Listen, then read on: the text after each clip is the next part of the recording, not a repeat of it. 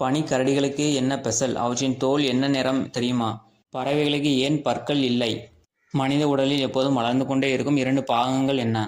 வாங்க பார்க்கலாம். பனிக்கரடிகளுக்கு என்ன ஸ்பெஷல்? அவற்றின் தோல் என்ன நிறம் தெரியுமா? பார்ப்பதற்கு வெள்ளை நிறத்தில் பனி போல இருக்கும் போலார் பேர் எனப்படும் பனிக்கரடியின் உண்மையான தோல் வெள்ளை நிறம் கிடையாது. அது கருப்பு நிறம்.